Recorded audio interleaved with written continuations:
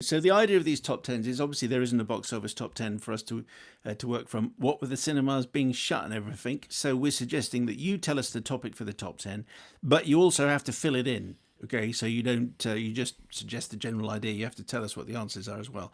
And this email comes from Charlie Fink. Okay, I'm a Okay. long-term listener, first-time emailer, and a one-time guest. You very Yeah, this is kindly had me on to discuss a short film I made when I was in my band Noah and the Whale. exactly. And do you know after whom and what were Noah and the whale named? Is it Noah in the Bible and the whale in the Bible? No, it's I'm pretty certain that they're named after Noah Baumbach and the Squid and the Whale. I'm pretty certain. In fact, I know that's true because we played a gig with them at the Roundhouse, and I think I asked Charlie that question. Anyway, Charlie says, I would like to propose a top 10 list that is very close to my heart. Films about fictional musicians and bands. Okay. So no biopics, no biopics either, no No. documentaries. Biopic. It's no I such thing know, as a biopic. Stop it. correct. No documentaries or films that are quite clearly based on real life stars, like the Ruttles and so on. So you're not allowed to say Slade in Flame because clearly that doesn't count. Oh, come on.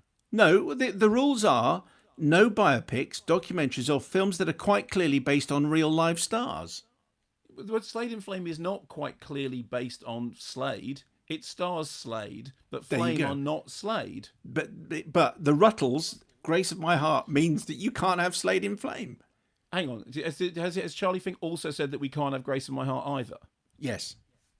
Right. Well, Okay, and it's his top 10, so you can't quibble because he suggested it and he's filled in the gaps. okay. So has he Anyway, specifically hang on, has he specifically said I can't have Slade in Flame and I can't have Grace of My Heart?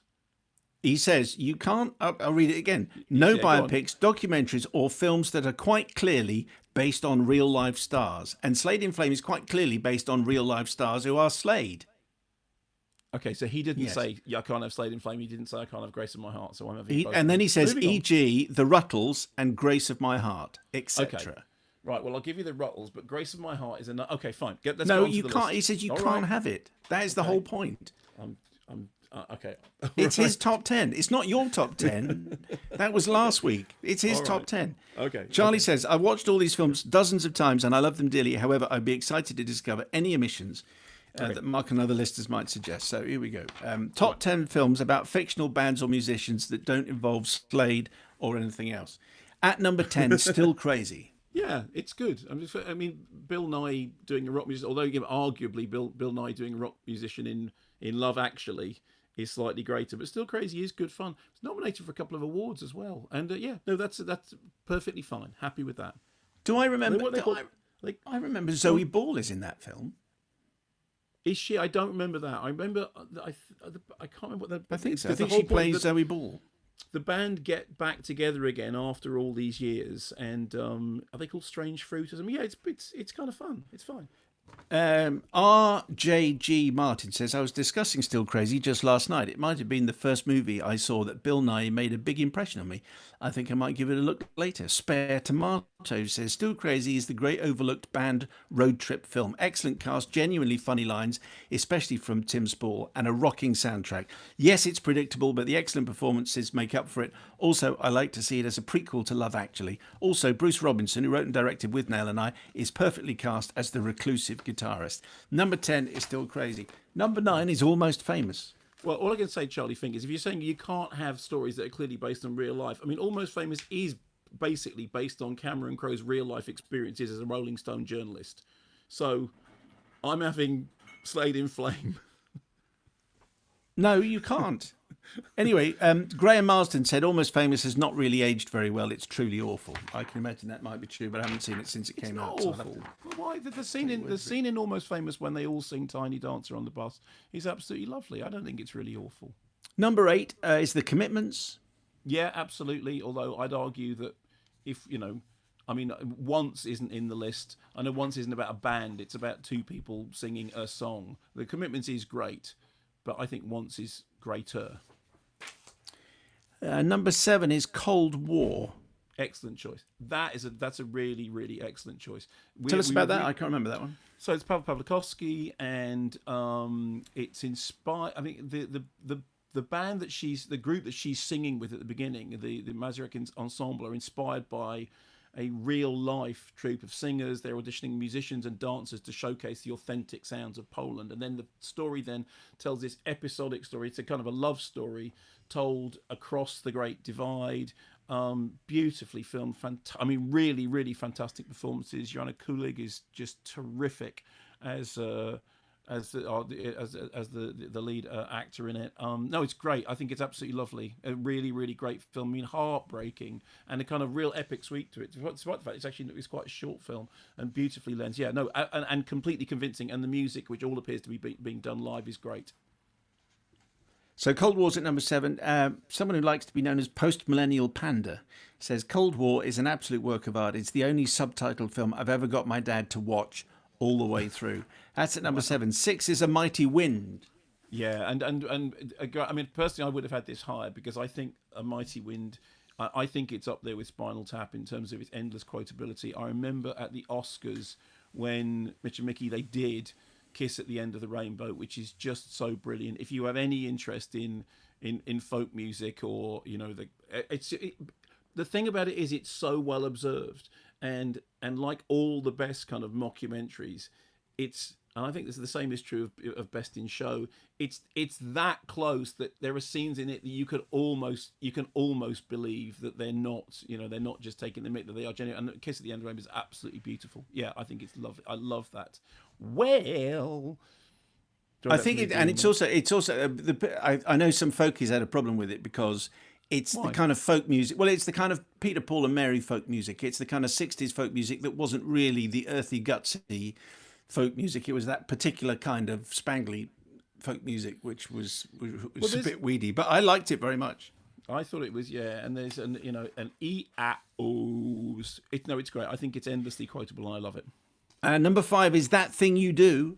Good choice. Tom Hanks throwing a shape is fantastic. Although, if I can just mention Grace of My Heart. Grace of My Heart is the film that got slightly shoved under the carpet because That Thing You Do got all the attention. And if we're not allowing Grace of My Heart because it's based on the Carole King story, although it's it's a very loose version of the Carole King story, and incidentally it's a better film, That Thing You Do is terrific, not least because it has in it a one-hit wonder song that actually sounds like it could have been a one-hit wonder song.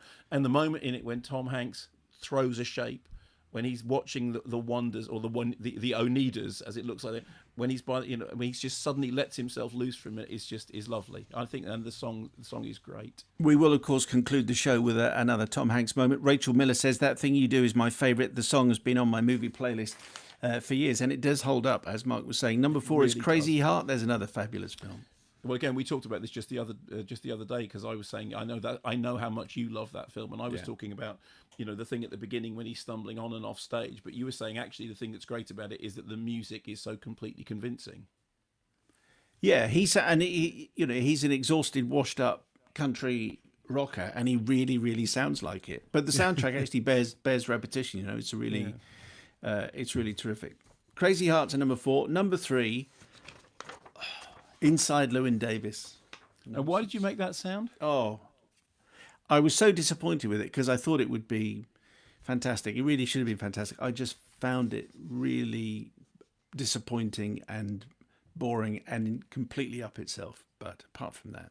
Am I right in thinking that you had the soundtrack for some time and you were playing the soundtrack, and then when you saw the film later you were disappointed? Is that right? Yes, yeah. I think I got invited to go to America or something to see it anyway, but which never happened because you're not allowed to accept those kind of things because it's against the rules and all that. No, I just thought it was incredibly disappointing. So I'm happy to listen to the soundtrack. I just don't want to see the movie again. I've seen the film a couple of times now.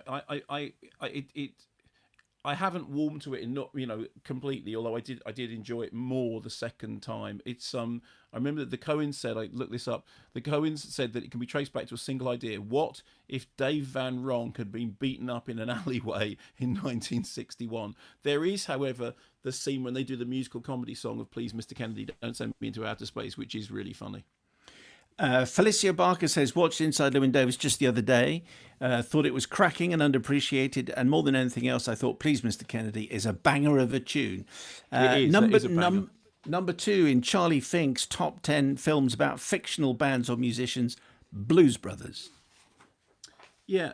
Now, I hate to say this, but Blues Brothers for me is a little bit like The Big Lebowski. I mean, I've seen it and I've enjoyed it. I don't quite get the way that people love it, because it is a mess.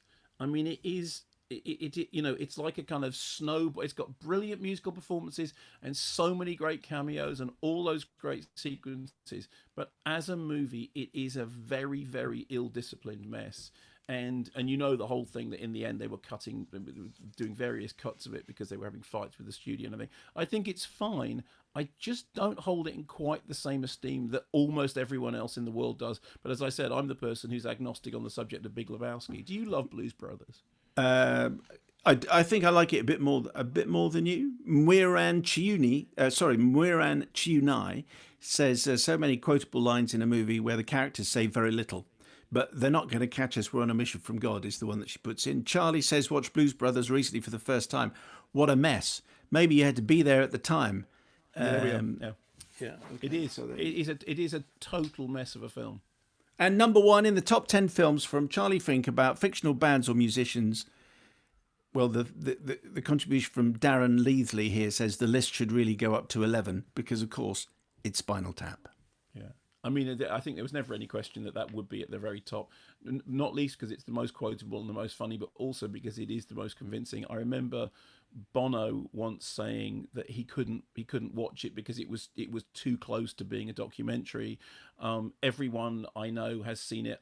It's like Monty Python. Doesn't matter how many times you see it. Every time you see it, it's great. I love the fact that the songs. I mean, the soundtrack album, which I've got, which has got things like America, which is the song that's left out of the. In fact, funnily enough, if you get the DVD of it, there's like an hour of all the stuff that isn't in the film, with all the stuff about the support band, and even that stuff is really, really convincing. But it is the most brilliant depiction of life in a band, and I have no question about that at all. Some comments about what's not included. Andy says, of course, this list is missing Damien Chazelle's psychotically intense, inspiring, Fast and Furious Whiplash. Ian Tunnicliffe says, where is Breaking Glass? Nick Parkhouse, the music Breaking Glass, wow. I mean, that's a film that doesn't get brought up often enough. It's not a great film, but it's got a brilliant on-stage set piece when she performs, is it called Eighth Day? In the beginning, yes, what's the world? Yeah.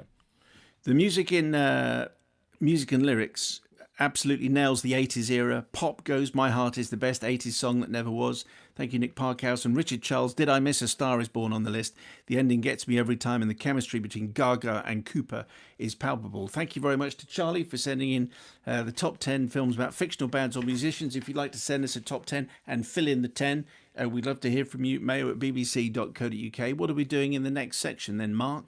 Well, we'll be reviewing some films, including Never, Rarely, Sometimes, Always. Can I just chuck into that list, if I had to pick one significant omission, Fear of a Black Hat, Rusty Kundieff's film about a rap band, which is way better than CB4 and has got, unfortunately, forgotten in this list. And I think, Charlie, you'll really like it.